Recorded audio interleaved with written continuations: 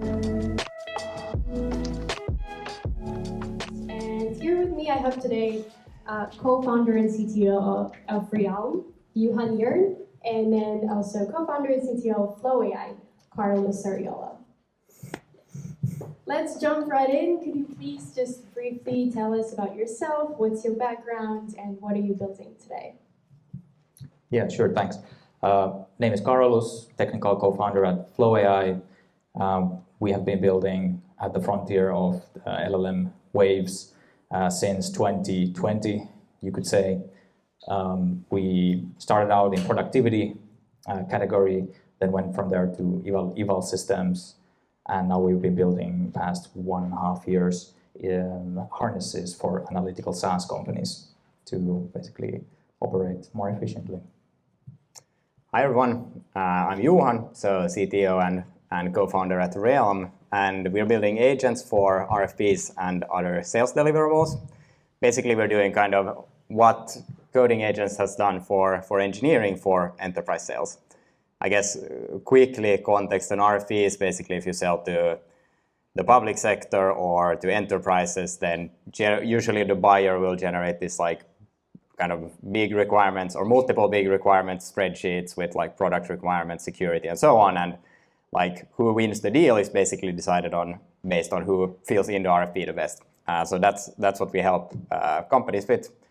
We just raised 4 million seed from Frontline Ventures, and trying to kind of help sales teams focus on what's important rather than the manual work. I'm going to ask this right away because I know everybody wants to know this, but what does your company's agentic stack look like right now? I can start. So I guess for us, like we're a 3-year-old company, so kind of have been building basically since ChatGPT came out, and so what our stack looks like is kind of homegrown. We use AI SDK for like as a wrapper for different LLMs. We use BestPass like a search index for any like RAG that we do, and it has kind of like evolved this homegrown thing over the last 3 years. We used to be in the Python stack before Pydantic, AI, that kind of stuff. Then going to TypeScript, Mastra was definitely a framework everyone should look at. But ever since, because we are in the infrastructure, we have built a custom set of tools for evals, for observability, for agents as well. So custom nowadays. Yeah. Moving on to the production of agents. When you sit down to build a new agent, where do you start? What's the first decision that you make? So I mean, I think the very first decision you need to make is, well, I guess the same as before agents when building products or software, writing code in general is like figuring out what you're actually trying to solve.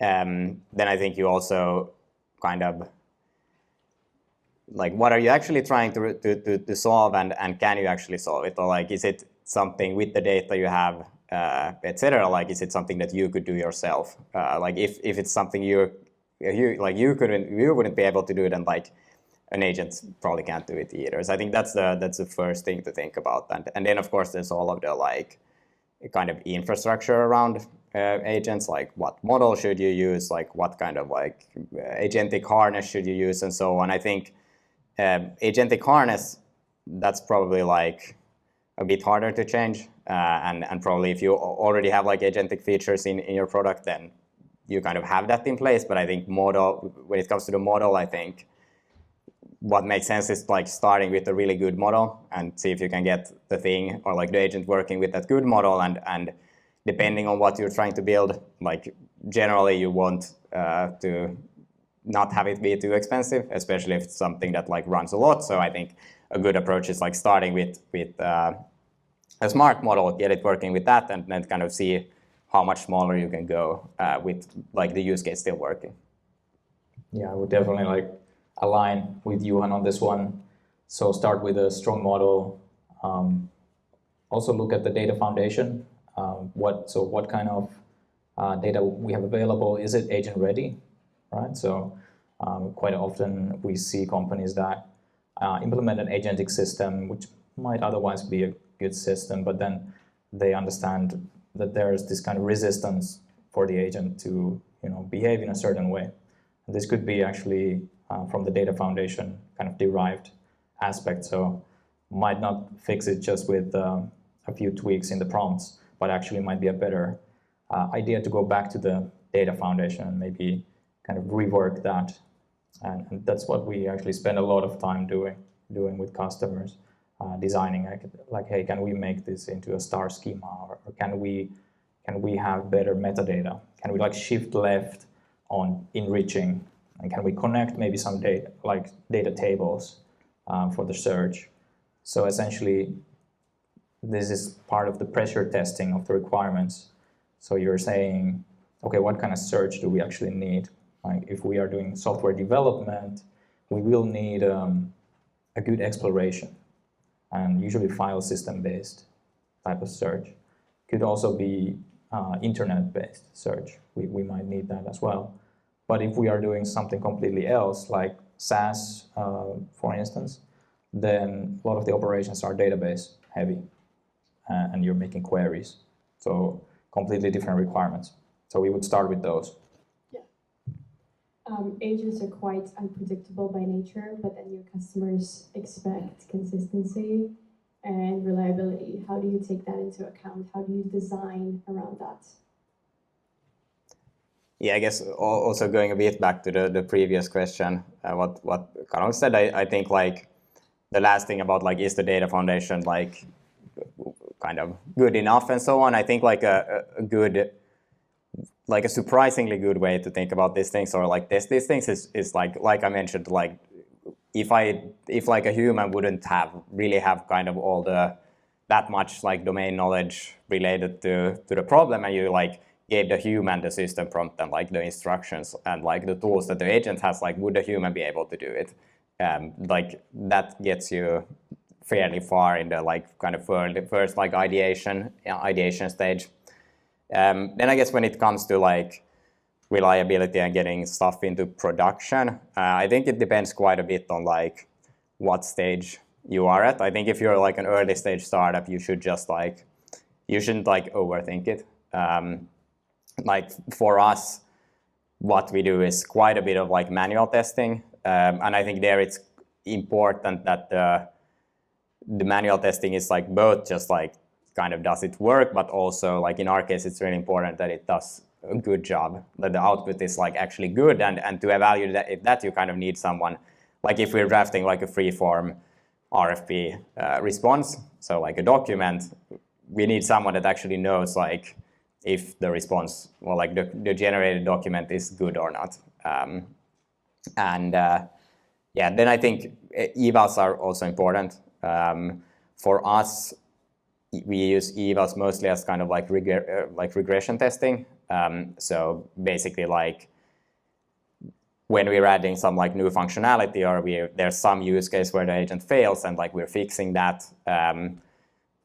We like have the one example that didn't work before, then we make some changes, and then like that one example is now working.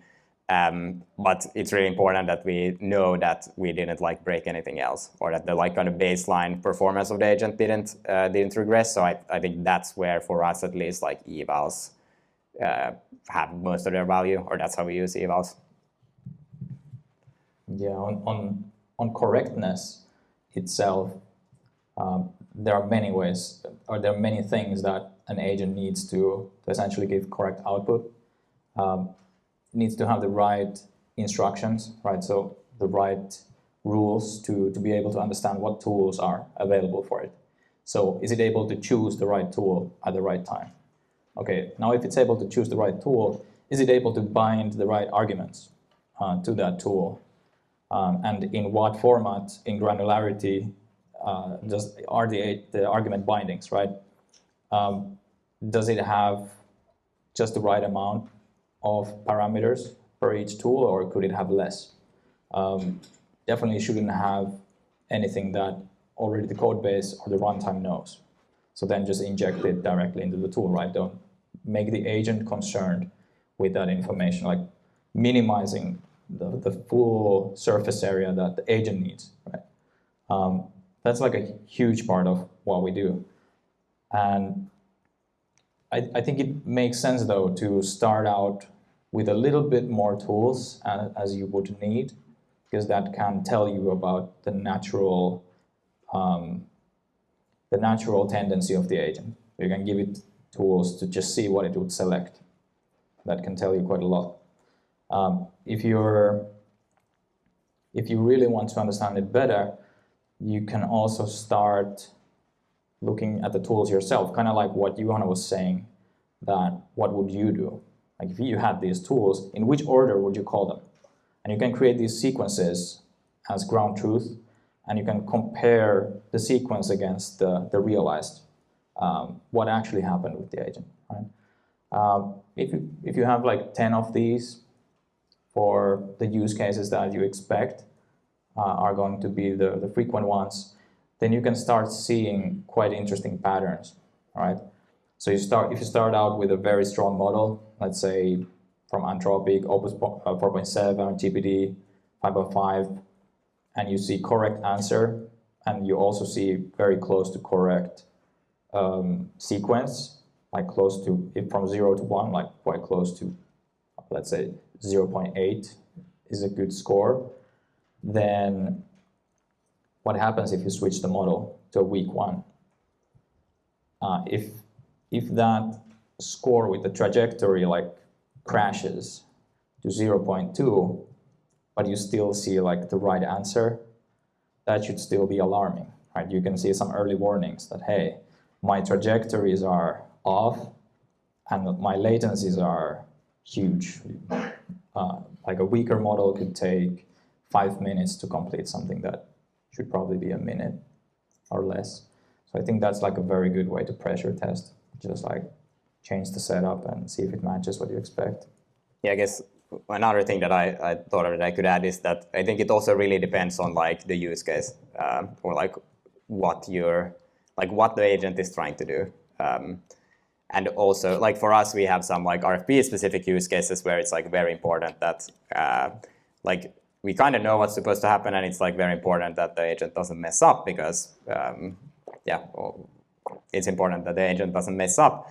But then there's also like, for example, like users themselves can create agents, which is like, it's just like hard for us to, like very hard to control and make sure that like the user, or it's like kind of impossible to make it so that the user can't do something that doesn't work. So there it's maybe like more important that, well, we make sure that doesn't work, like doesn't mean that it does something like catastrophic. So there's like some controls around like what the agent can do if it like messes up. And also like just make it clear to the user like what the agent did, and like if it failed, the user can understand that it like failed and probably like, or hopefully fix it. Yeah. You're both writing agents on really sensitive enterprise data. How do you handle data isolation? Yeah, so for us actually our story started as, or like the what we set out to solve was like, or build was basically like, I guess, enterprise search. So like the core of the product in the beginning was RAG specifically. And obviously there, like just handling the sensitive enterprise data was very like at the core of what we do. And in a way it's very similar to like kind of permissions and data like before agents. For us, it's very much around like, what the user created an agent or the user uses an agent, like then the agent can only access the stuff that user has access to. So we have like granular or basically like replicated permissions on all the data that's in our search index. We've like replicated, like if we've indexed data from Google Drive, we've also like replicated basically the permissions from Google Drive into the search index. And also giving like users granular control over like what data an agent can access. I think what's harder than the data that an agent can access is kind of when the agent does actions, like how do we control that? Like say it uses an MCP that's authenticated by some user, and then there's like, I don't know, there's not really like a very good way there to basically like limit the data that the agent can touch to some subset of what that user can change. So I think that's at least for us, like a somewhat unsolved problem still. Yeah, even if it's unsolved problem still in the agent world, many of the concepts that we deal with are kind of ancient. So sort of separation of concerns, ownerships, who can do what and in which circumstance. So I find that if you have a good discipline in your code base from the beginning, using dependency injection, setting up environments, not so that in the tool calls themselves you're checking out something like, who is this person? Can it do this or not? I can guarantee that in some of the tool calls in the code base, there might be an issue with the check. Maybe you migrate to something else and then one is not migrated fully. It's probably not like a great idea. What might be a better idea is to basically define a tool environment as a dependency injection, then enforce it at every single level, and then get like a static compile check that everything is in order. And then essentially just runtime handles that. Agent sometimes doesn't even have to know, like, what did I just calculate, like who did I calculate this for? Just responsible for the calculation. So that works. Obviously the even better one is if you can just isolate everything just running in separate instances, so you'll never have this pain. But if you won't do that, that's the second best. Third point I'll make, personalization comes almost as a freebie once you have this multi-tenancy structure, right? So how we use it is with a semantic data layer.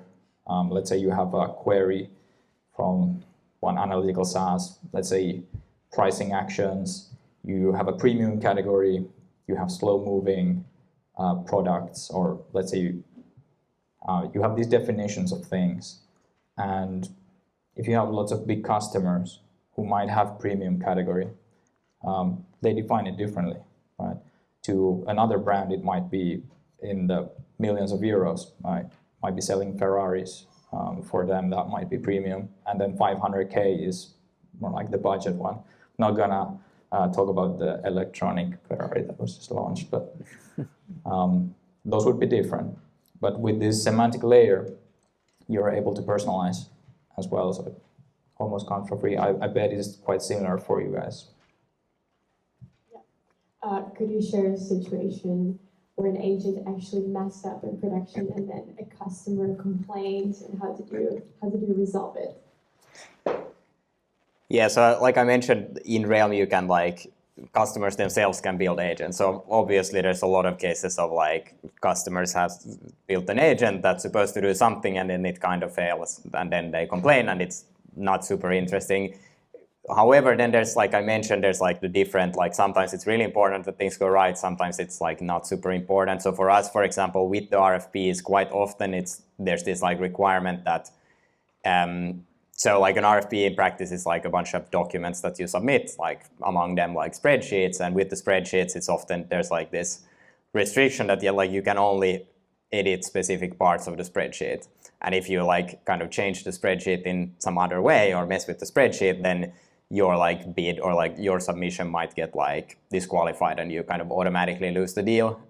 So obviously it's important that Realm doesn't mess with the spreadsheets in those cases. That has happened only once though, where a customer kind of lost the deal because of that. But told them we're really sorry and made sure that that part is kind of well, as deterministic as we can get it. Nice, yeah. Maybe two categories of errors that could happen. The other one is human related, maybe assumptions that, let's say, while developing you've made some assumptions and then still it's possible to use it in a different way in production. So this could be one category. And multi-turn can be quite an interesting area. So let's say you have a very long horizon query. So your agent is planning something pretty complicated. It might take quite a lot of time to do that. Maybe you guys have done it using OpenAI models, creating maybe a deep research type of thing. And then you still allow after that to kind of multi-turn, to basically, okay, now I want to modify this afterwards. And still the expectation of the user might be that, well, it needs to function as quickly as it did in the beginning, or even quicker, because all the work is done already, right? So you already know all of this stuff, so you don't need to research it again. But what if, let's say, the sub-agents that did the groundwork and maybe created a plan, put it into the file system, and then summarized it, and they are kind of ready, what if it's impossible for them to redirect the query in a certain way, because they would have to basically do the groundwork yet again? And if you wanted to really enable multi-turn, that groundwork would need to take that into account to be able to do that. So this is something that for sure has happened to us, and we have improved on it. So now we have a better system to kind of look up intermediate results. But this was just like an expectation issue. And then the other one is one that's way more silent killer, which is like data foundation being imperfect. So quite many times a company has not fire tested their data foundation before they get agents, right? So, which is pretty interesting, because then once you start using agents, you will start finding like inefficiencies and things that are simply wrong in the data. And once happened to us with the duplicates being in the database, which actually has like uniqueness constraints, which shouldn't be possible, right? But in this case, it was possible, but so that just the ordering of the data in a string was different. So it passed as a unique value, but then semantically it was duplicate. And then the agent was like, just wondering like, which one should I pick, because they all match. But yeah, but you would never find this without the LLM. Johan, Realm started out as an AI-powered knowledge retrieval tool, and now you have evolved into agents that actually complete the work. So when did you know, and how did you know that retrieval alone wasn't enough? Yeah, I think there's two parts of it, or two parts to it. One is that kind of as like LLMs got better, and like initially when we started building Realm, like getting an LLM to like do a search and answer without hallucinating was kind of already, that was basically what they could do. Like you couldn't go much further than that. But then obviously, like as the models have gotten better, you started to be able to like do more things. So part of it, like if we just talk about like when did we realize that the agents need to do more than just find knowledge, then kind of like as soon as it was possible to do more things, we were like, I guess like we need to do more things. Then the other part is like, which is maybe like more important or like bigger for us, is going from this like horizontal product, like kind of search, like knowledge retrieval. Like the first version that we were building was like kind of fully horizontal, like for selling it to the whole company. So going from that to a narrow vertical, like bid teams, RFPs specifically, and so on is kind of, I don't know, I guess if you read like some generic startup advice, they always tell that like you should start with a specific user and like a specific problem and like solve that for them really well, which I guess we didn't start out with doing, but I guess we knew that this was the advice. And then kind of by chance, we kind of like from like some of our early customers, we like found this use case and like started looking more into it, and were like, hey, like this makes a lot of sense. And yeah, then kind of doubled down and started focusing more on that. So I think that was probably like the bigger thing, like finding the specific use case and focusing on that. Yeah. Karolus, you believe that building your own agent harness is actually better than using something generic like LangGraph? What can your harness do that a generic framework can't? And how did you come to realize that? Yeah, so first of all, there's a difference between a framework, let's say LangChain, and then agent framework, like framework orchestration, which would be LangGraph. And then there's yet more, there's the agent harness. So what's basically the difference? So let's say that you take Claude Code and you start solving some of your business tasks, perhaps in accounting. And so what are the opinions of Claude Code in that instance, right? How does it search? What's the default opinion that has been kind of built into it? Will it search for a long time? Will it traverse through file system to perhaps look at what are all the files here? Will it look at databases? What kind of queries will it make to create the sort of big picture that it has? And is that optimized for the accounting problem actually, right? Will it use Python maybe to create some scripts for data analytics, perhaps? Is it optimal, right? We don't know, essentially. What about the planning stage? Once it has all the info, how will it actually use it for planning the steps to getting the right solution? That's also very sort of nuanced given what task you're doing.